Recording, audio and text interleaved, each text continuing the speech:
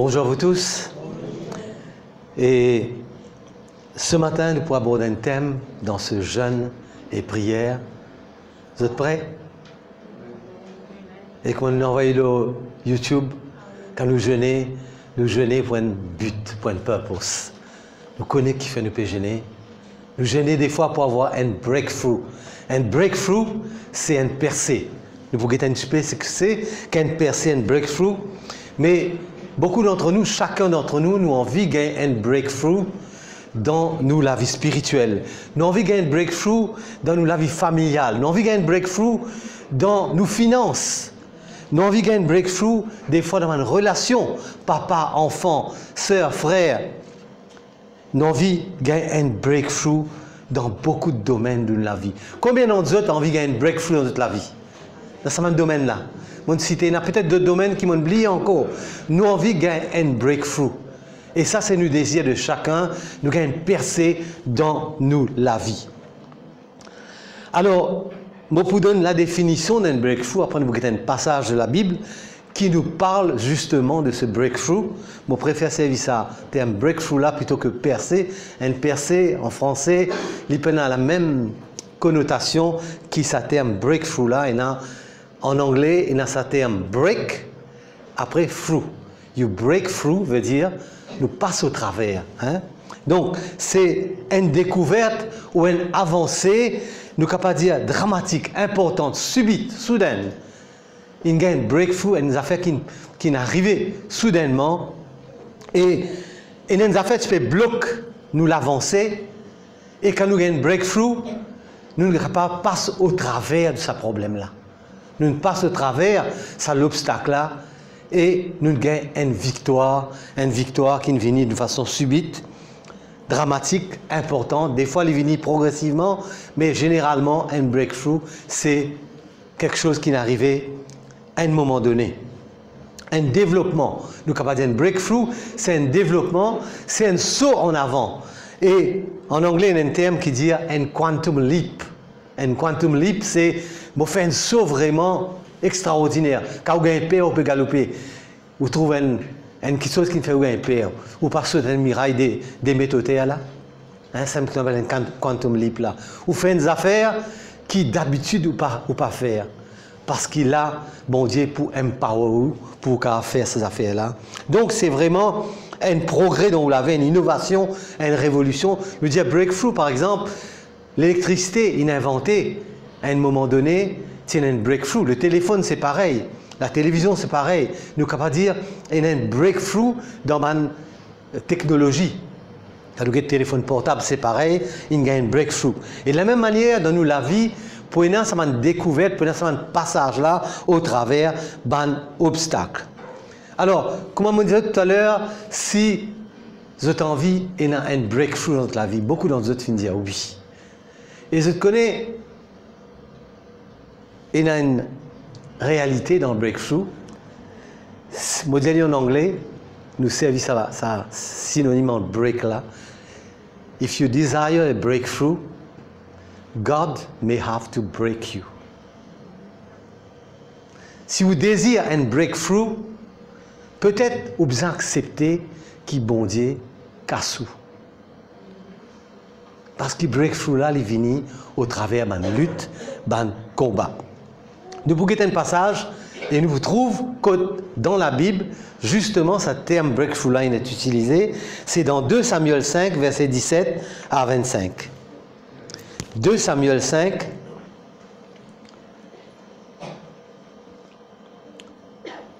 versets 17 à 25.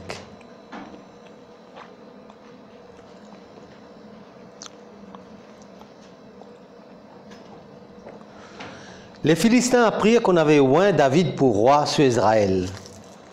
Et ils montèrent tous à sa recherche. David, qui en fut informé, descendit à la forteresse. Les Philistins arrivèrent et se répandirent dans la vallée de Réphaïm. David consulta l'Éternel en disant « Monterai-je contre les Philistins? Les livras-tu entre mes mains ?» Et l'Éternel dit à David « Monte, car je livrerai les Philistins entre tes mains. » David vint à Baal-Pératsim, où il les bâtit. Puis il dit, « L'Éternel a dispersé mes ennemis devant moi, comme les eaux qui s'écoulent. C'est pourquoi l'on a donné à ce lieu le nom de Baal-Pératsim. Ils laissèrent là leur idole, et David et ses gens les emportèrent. Les Philistins montèrent de nouveau et se répandirent dans la vallée de Réphaïm. David consulta l'Éternel, et l'Éternel dit, « Tu ne monteras pas, tourne-les par derrière, et tu arriveras sur eux vis-à-vis des mûriers. Quand tu entendras un bruit de pas dans les cimes des mûriers, alors hâte-toi, car c'est l'Éternel qui marche devant toi pour battre l'armée des Philistins. » David fit ce que l'Éternel lui avait ordonné, et il battit les Philistins depuis Géba jusqu'à Gézer. Amen. Ça terme, breakthrough là, c'est dans sa mot Baal-Pératsim. Baal-Pératsim veut dire l'Éternel est mon breakthrough, ou la plaine des breakthroughs. L'Éternel, il brise sous mes ennemis comme une cascade peut venir, peut enfoncer une muraille, peut enfoncer une dame. Quand tu vois une dame brisée, quand tu trouves des images dans la télévision, quand une dame est brisée, vous trouvez que Mahazil là, avec puissance, les venir, les casse sa muraille là, et les répandent dans la vallée. Alors, le breakthrough, c'est avant tout un terme militaire. Dans ce cas-là, c'est le terme qui a été utilisé, David qui utilise ce terme Baal-Pératsim là, c'est un terme militaire, veut dire de la guerre. C'est nous fait une brèche dans une armée. Quand une armée vient, si vous avez par exemple Astérix et Obélix, si vous avez ce film ou si vous lisez ce dessin animé de bande dessinée, vous trouvez qu'Obélix fonçait, il fonçait dans une rangée de soldats romains.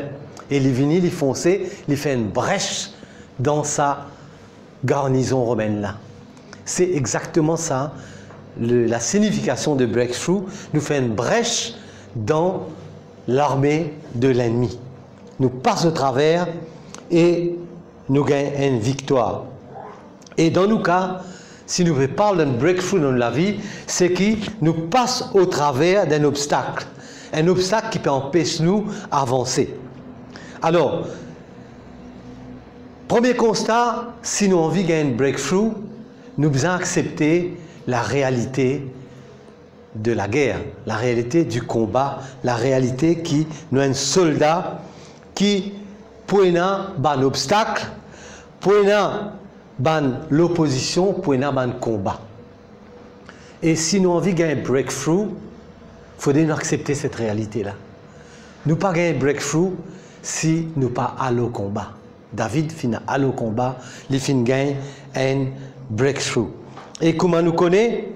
Pour nous gagner un breakthrough, nous devons faire face à nous l'ennemi. Si vous lisez Éphésiens 6, vous avez un petit peu les armes spirituelles qui bon Dieu donne nous pour combattre dans la vie spirituelle. Et il y a une protection pour la tête, il y a une protection pour l'armure, il y a une protection pour les pieds, il y a une protection shield, il y a ou lance, il y a toutes sortes de protections. Et il y a un seul endroit qui n'est pas protégé. Vous connaissez qui l'endroit ça? Il y a un seul endroit du soldat qui n'est pas protégé. C'est sur les dos. Il n'y a aucune protection pour sur les dos. Qui fait à peine la protection pour sur les dos? Parce qu'il y a un design pour lui faire face au combat. Pour y aller au combat. Et en général, dans l'armée, les soldats se protègent entre eux. C'est-à-dire, nous faisons un cercle, nous protégeons nous devant. Moledo, c'est mon camarade soldat qui peut protéger Moledo. La Bible parle de nous protection pour le dos. Donc, quand nous fuir dans le combat, c'est là qu'il nous vient vulnérables. C'est là qu'il l'ennemi peut attaquer nous quand nous fuir dans le combat. Et c'est l'endroit que la Bible dit à nous fuir, c'est devant la tentation de l'immoralité.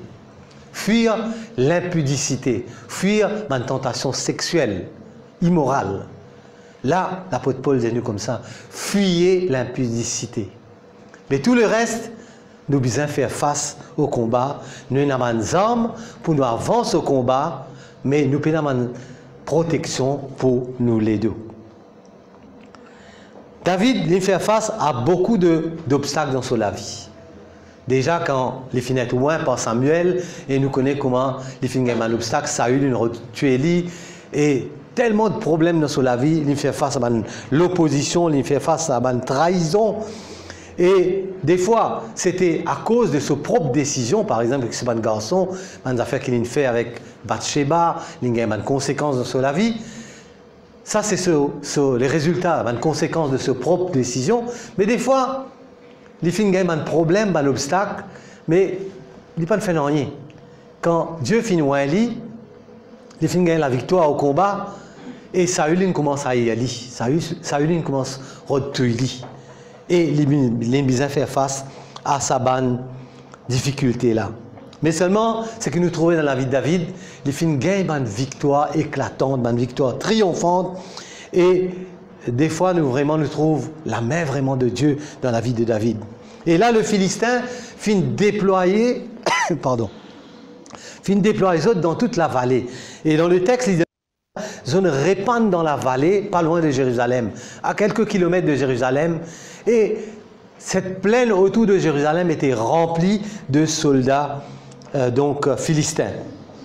Et c'est un petit peu comme si, quand un soldat une ville, c'était quand Israël, tout Israël finit loin David comme roi, les autres.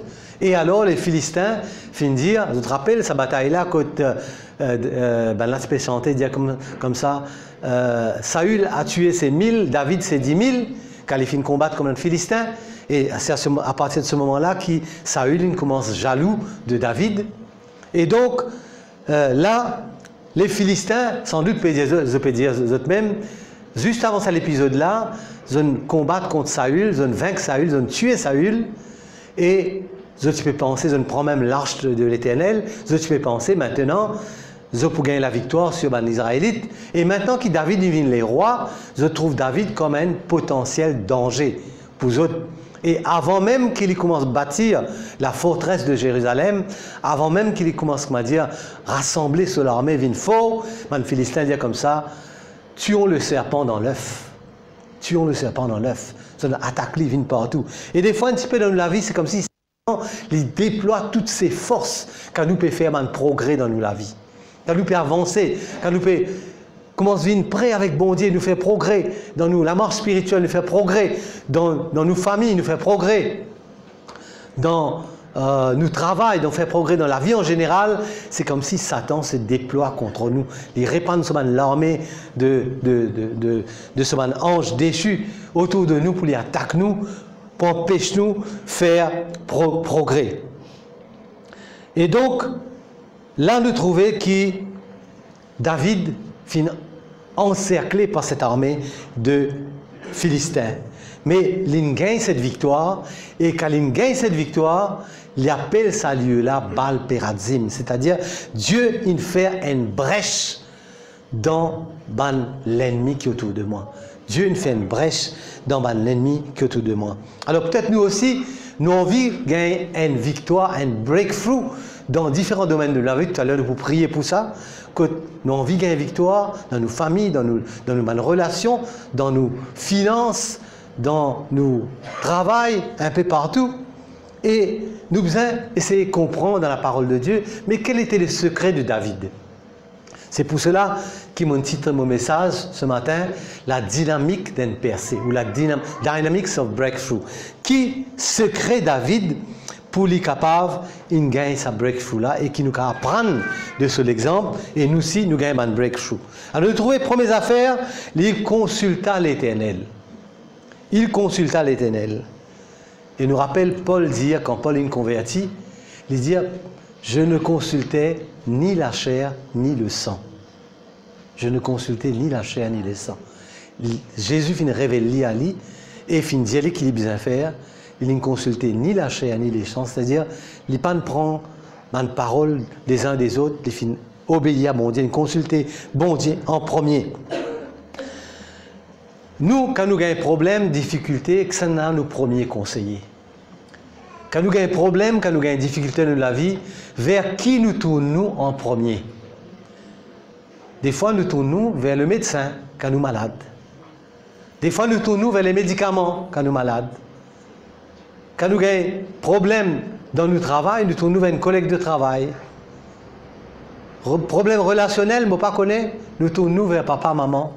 Mais bon Dieu, il est là. Bon Dieu, il est là comme notre conseiller. Le Saint-Esprit a été envoyé pour nous aider dans nos difficultés, pour nous aider dans la vie. Et David, là, il consulta l'Éternel. Ça veut dire, il prend conseil en l'Éternel. Et nous, des fois,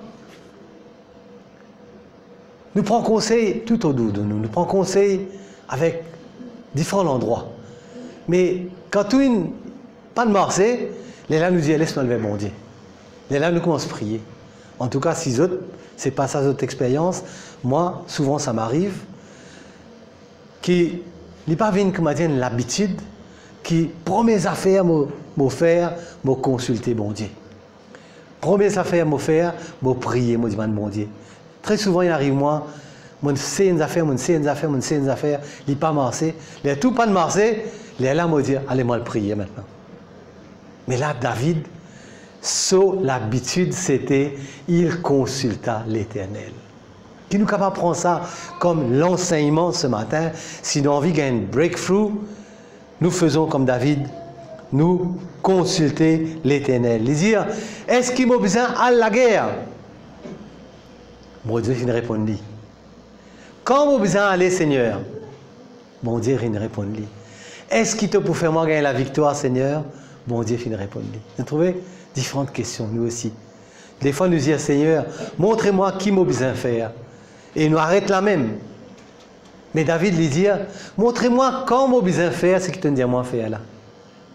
Il est beaucoup plus précis.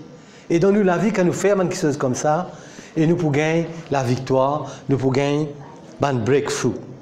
Deuxième chose que David fit faire, il était à l'écoute de l'Éternel.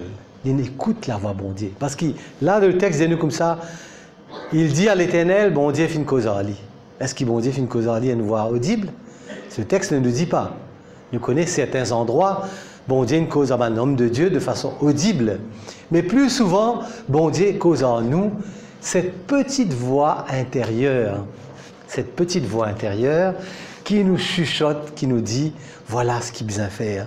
Cette parole de Dieu nous est donnée, si nous avons un verset, je me demande si nous avons ce verset-là, en Ésaïe 30, verset 21, Ésaïe 30, verset 21, je me demande la sœur là derrière, qui a mettre ce verset-là, Ésaïe 30, verset 21.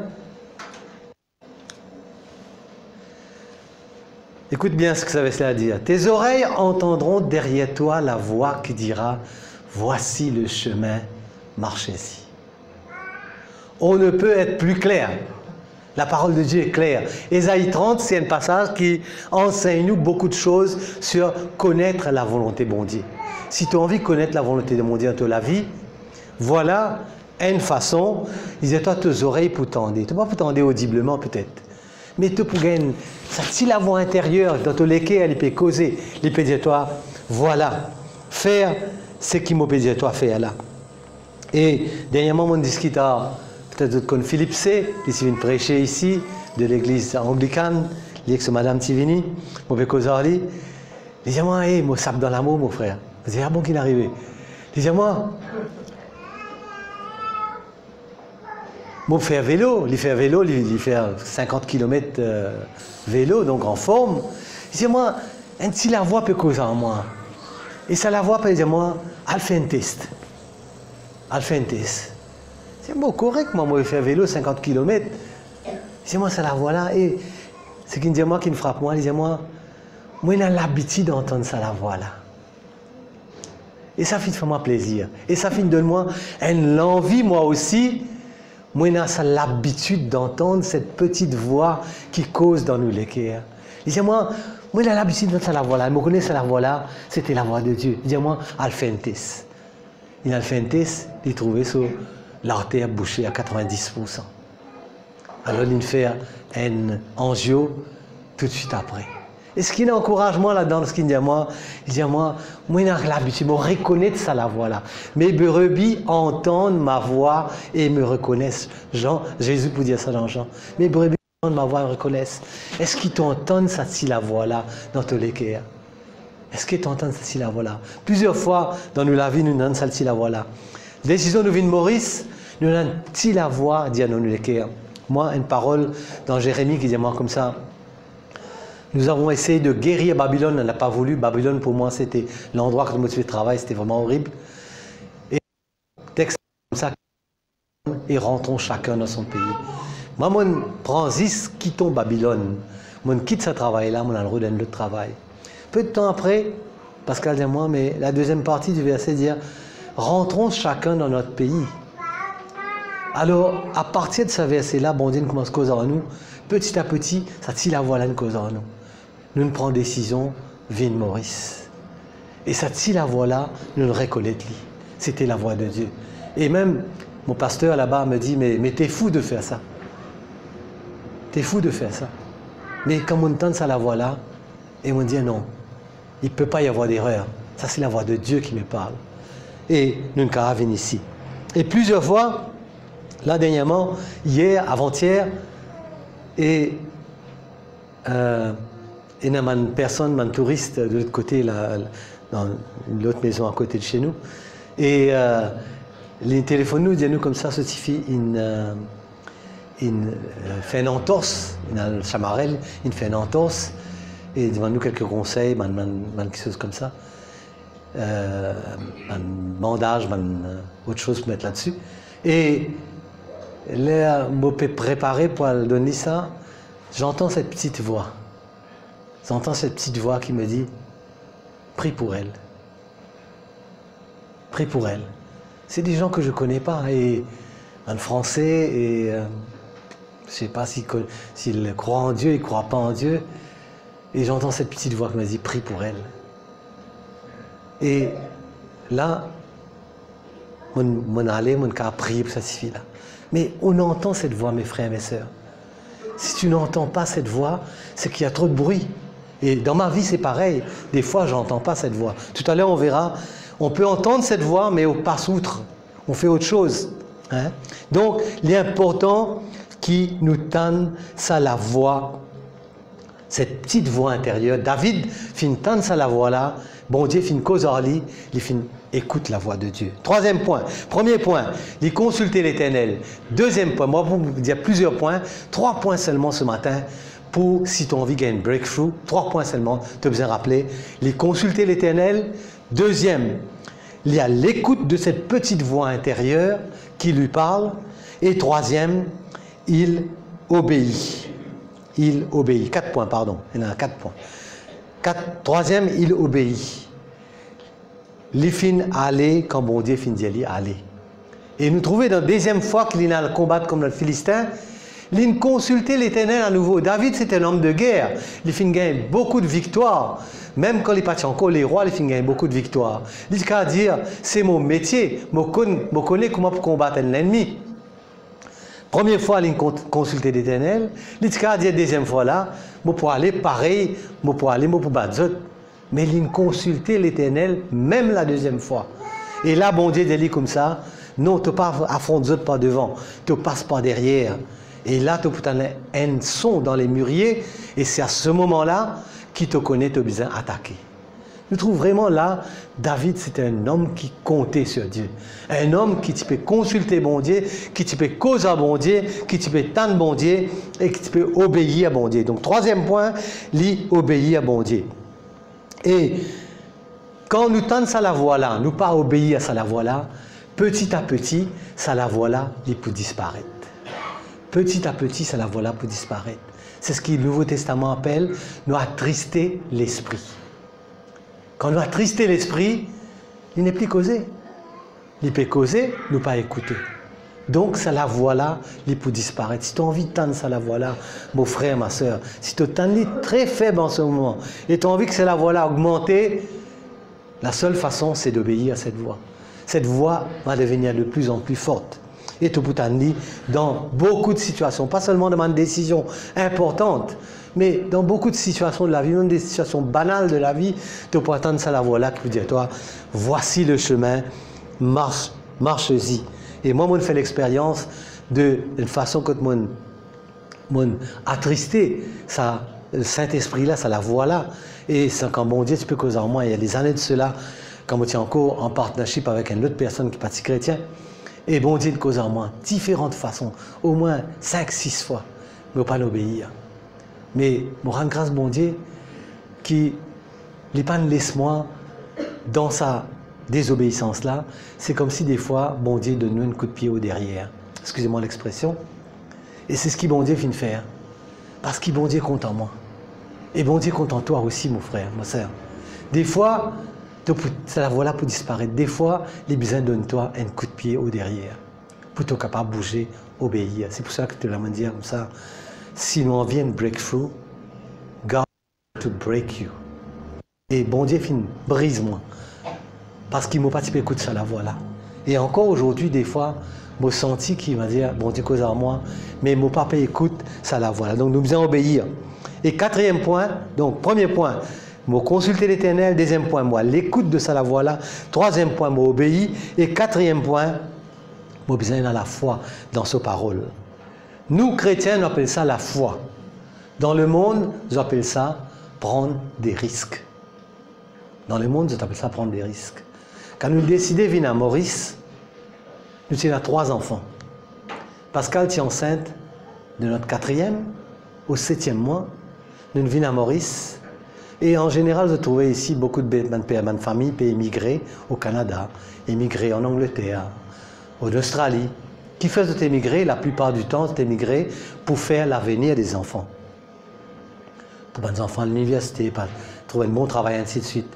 Mais nous, avec 3 enfants, nous pouvons faire le chemin contraire. Au lieu de nous émigrer, je fais émigrer à Maurice. Et beaucoup de personnes disent nous fous. Même mon pasteur dit nous fous.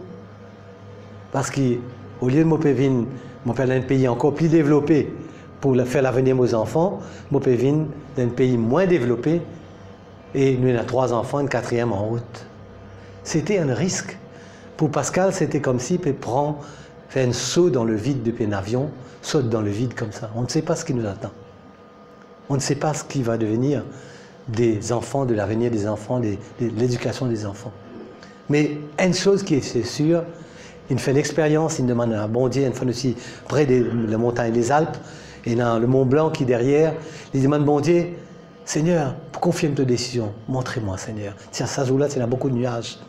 Il dit, Seigneur, montrez-moi Seigneur, donne-moi un signe vraiment, c'est toi qui peux guider nous Seigneur. Que ça m'a nuage là avancé, me trouve le Mont Blanc une dernière fois. Et pendant qu'il m'a prié, pendant quelques secondes, les nuages, ils avançaient, ils trouvent le Mont Blanc, et les nuages, ils recouvraient le Mont Blanc à nouveau. Et pour nous, dans ce cas-là, ce n'était pas comme si nous pouvions avancer par la foi, la parole de Dieu, nous mettre la confiance sur la parole de Dieu et nous faire ça saut dans le vide là. Comment nous dire, si nous on vit avancer avec bon Dieu par la foi, et dans un risque nous prend. Nous pas pour trouver tout vivant. La parole de Dieu, ce n'est pas une fanale, ce n'est pas une grosse pote qui peut éclairer 1 kilomètre à la ronde. La parole de Dieu, c'est une lampe à mes pieds, une lumière sur mon sentier. Il peut éclairer moi, si ce n'est pas. Est-ce qu'il te peut faire ça pas là, mon éclair toi, si ce n'est pas. Est-ce qu'il te peut faire ça un pas là, après, je vais te montrer toi le deuxième pas. Moi, je vais te montrer toi le deuxième pas là maintenant.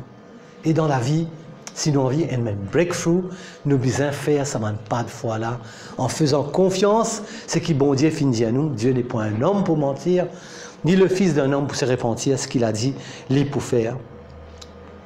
Alors, la foi dans la parole de Dieu, et nous croire que c'est qui bon Dieu dit à nous, l'époux. Moi, nous donne beaucoup d'exemples, mais nous, le temps limité, nous pouvons prier après. Le temps limité, nous donne beaucoup d'exemples que nous devons vraiment faire confiance à bon Dieu dans une décision de la vie. Nous devons prendre un risque. Hein? Si nous ne prenons pas un risque, nous ne pouvons pas trouver ça, un breakthrough là. Et comme on nous dit tout à l'heure, if you desire a breakthrough, God may have to break you. Hein? C'est pas, ça peut paraître, comment dire, réjouissant, mais nous besoin passe par là parce que nous sommes faits de chair et de sang. Et Dieu permet nous petit à petit à la ressemblance de Jésus-Christ. Et pour le faire, les besoins brisent nous des fois. Il besoin brise-nous. Un autre message pour prêcher une prochaine fois, c'est brokenness, donc brisement. Le brisement, comment nous atteindre ça va un breakthrough là. Alors, comment nous dire tout à l'heure, nous pouvons jeûner, nous pouvons prier. Nous pas jeûner juste pour jeûner, parce que l'église indienne nous peut jeûner. Nous jeûner, et ce matin, moi, je confesse avec vous autres, c'est une façon de confesser mot faiblesse. Je vais pour ce matin, pourquoi je jeûne ce matin. Je me rends compte combien, des fois, je fais un jugement hâtif. Je ne pas compte tout, quelque chose, une raison, et je trouve une affaire, je fais un jugement hâtif. Et je trouve combien il n'est pas bon, parce que je juge mon frère, je juge mon sœur, je juge une situation, sans qu'il me connaisse tout un élément de sa situation-là. Je vous donne un petit exemple. Je vais envoyer mon nièce un petit message WhatsApp. Je lui ai dit, j'ai envie de joindre toi, il peut me marier bientôt. Je lui ai dit, j'ai envie de joindre toi. Un jour passé, des jours passés, il ne pas répondre. Je commence à agacer un peu. Je commence à dire, c'est pas sérieux, il dit, au moins réponds-moi, il n'est pas libre.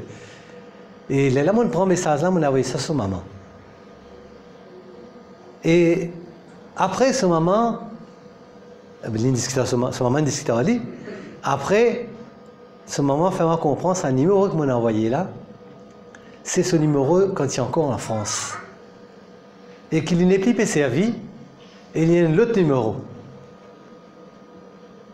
Alors je me sentais vraiment mal. Je me sentais vraiment mal. Je me dis, il n'y a pas de répondre moi, moi je fais un jugement, moi je juge lui. Et alors qu'il ne m'a pas connu tout un élément qui est derrière sa situation-là. Alors pour moi ce matin, je peux jeûner, je dis bon Dieu Seigneur, aide-moi Seigneur. Qui m'accorde le bénéfice du doute à une personne ou à une situation quand je n'ai pas connu ma raison. Et je ne pas juger hâtivement. Et se prier pour moi, prier ça, sujet-là pour moi. Donc, mon revenir, ce qu'il m'avait dit, nous pouvons jeûner ce matin, nous pas jeûner pour jeûner, nous jeûner parce que nous avons envie d'atteindre quelque chose. Nous envie, des fois, très souvent, nous jeûner, nous avons envie de gagner quelque chose, nous avons envie de gagner la case, nous avons envie de gagner l'auto, nous avons envie de gagner. Certains peut-être jeûner pour gagner la loterie, j'en sais rien. Mais nous jeûner parce qu'ils ont envie de faire un avancement dans la vie, dans ma relation. Alors, première chose, dans la vie spirituelle, nous jeûner pour nous vaincre le péché, nous jeûner pour nous vaincre la paresse, pour nous vaincre la négligence, pour nous vaincre un prétexte, pour nous vaincre l'orgueil des fois, pour nous vaincre la colère, pour nous vaincre l'immoralité. Des fois, on ne peut pas connaître la pornographie pour le jeune. Et d'autres choses, nous jeûner parce qu'il y a un vice, il y a une passion dans la vie, et nous pouvons arrêter, même nous ne pouvons pas arrêter. Et si nous avons envie d'arrêter, bon Dieu donne-nous un outil, une arme efficace qui s'appelle le jeûne. Et au travers du jeûne, nous sommes capables de gagner la victoire dans ce manque de choses-là. Nous jeûner aussi peut-être pour nous entendre sur la voix. Comme on me dit la dernière fois dans le message, quand nous pouvons jeûner, nous pouvons dresser nous l'antenne. Quand nous captons radio, nous dressons l'antenne là. Quand nous pouvons gêner, nous pouvons dresser l'antenne pour nous capables d'écouter mieux bon Dieu. Donc, et pour nous capables vivre aussi par l'esprit. Nous capables d'obéir, nous capables vivre par l'esprit. Nous gêner peut-être, nous avons un problème financier. Nous avons un financial breakthrough, nous pouvons toujours traîner la savate, comment toujours nous dire, nous dès à midi, nous avons envie de jeûner. Mais nous connaissons qui ça, il passe peut-être des fois, nous besoin de un coup, comment nous dépensons l'argent? Hein? Comment nous dépensons l'argent? Est-ce qu'ils ont déjà assisé qui est un coup? Je peux gagner 1000 roupies. Dans ces 1000 roupies-là, combien dans le loyer, combien dans nourriture, combien dans plaisir, combien dans ceci, combien dans cela, combien dans une petite chose qui peut-être pas nécessaire dans la vie. Donc, au travers le jeûne et la prière, bon Dieu, pas enseigne-nous ces petites choses-là. Nous prier pour un breakthrough financier, mais il y a aussi des choses qui bon Dieu pour enseigner nous. Nous prier pour la santé, un breakthrough dans la santé. Il y en a beaucoup, mari malade, madame malade, enfants malades, ou même d'autres malades, et qui nous besoin un breakthrough dans ce domaine-là. Et peut-être bon Dieu pour montrer nous aussi, peut-être tu as besoin sans aussi de façon de manger, non? Tu as besoin sans peut-être aussi de façon de faire l'exercice. tu es trop allongé de ton sofa trop souvent. Tu as besoin de marcher, allez, bon Dieu pour enseigner nous tout cela. Hein? Breakthrough là. Peut-être aussi tu as besoin, intéresse-toi à ceux qui sont malades dans l'église. Priez pour les autres. Quand dit moi envoie un petit WhatsApp, priez pour moi mon malade. Est-ce qu'il nous prend ça à cœur, nous prier pour lui? Et peut-être nous breakthrough venir parce qu'il m'intéresse moi à quelqu'un d'autre. Moi prier pour quelqu'un d'autre, mon breakthrough il venir au travers de ça. Dans une relation, nous connaissons beaucoup de choses qui font obstacle dans breakthrough en relation, c'est manque de pardon. C'est l'ego. Nous l'ego trop fort. Il est trop fort, il empêche nous d'aller à dire pardonne-moi, excuse-moi. Moi, je fais une erreur, excuse-moi. Et là aussi, moi, dans beaucoup de témoignages en Saint-Zot, des fois, il prend les temps. 5 ans, il prend pour nous, pour une relation, pour que ça breakthrough arrive. Nous avons besoin de la patience, nous avons besoin de l'humilité pour dire, ok, même si nous avons raison, nous avons l'humilité pour dire, ok, une relation les plus importante qui, moi, j'ai raison, moi, j'ai tort. Et avec une personne, moi, accepté, moi, j'ai tort, même moi, connais, moi, j'ai raison. Parce qu'il me considère la relation là, les plus importants qui, moi, j'ai raison, moi, j'ai tort. Moi, j'ai raison. Et alors, moi, avale mon ego, moi, vers la personne, moi, j'ai dit, ok, pardonne-moi. Et bien qu'il me pensait, c'était à lui de venir vers moi me pardonner, pas grave. Moi, value ça, sa relation-là, plus que toute autre chose. Donc, breakthrough en relation. Dans le temps, des fois, nous toujours dans les temps, nous ne connaissons pas comment pour faire une petite chose dans nous, la vie. Nous pouvons toujours galoper des aiguilles de la montre. Hein? Et peut-être là, bon Dieu, pour montrer nous, réconsidère ton priorité, qui est important dans la vie. Est-ce qu'il sait que tu peux faire, tu peux considérer vraiment important? Est-ce qu'il te peut laisser bon Dieu dire à toi, qui est important? Dicte-toi, tu as une priorité dans la vie. Et tu peux trouver, à ce moment-là, bon Dieu, pour permettre toi, qu'il y ait la victoire, l'aspect, tu toujours peux galoper les temps là. Alors, moi, je suis content, nous chantons un chant avant, après nous pour prier. Moi, je connais, il y en a beaucoup d'entre autres, il y a un désir, breakthrough. Votre mari peut-être pas converti, vos enfants pas convertis. Il y a tellement de domaines dans lesquels nous avons envie de gagner un breakthrough. Hein? Problème sur la dépression, problème sur les enfants ou ne pas avoir d'enfants, problème différentes choses qui arrivent. Mais ce matin, moi, je suis content, sachant qu'il peut chanter là, c'est « Je désire entendre ta voix ». Est-ce qu'il te n'a ce désir là, mon frère, ma soeur? Est-ce qu'il te n'a désir d'entendre ça, si la voix là qui dit à toi, voici le chemin, marche-y. Ton breakthrough, il est là. C'est le moment, tu n'as pas entendre moi, tu n'as pas écoute moi. Il y a trop beaucoup de tapas dans ta vie. Écoute ça, si la voix là, ton breakthrough, il est là. Laisse-nous mettre nous debout.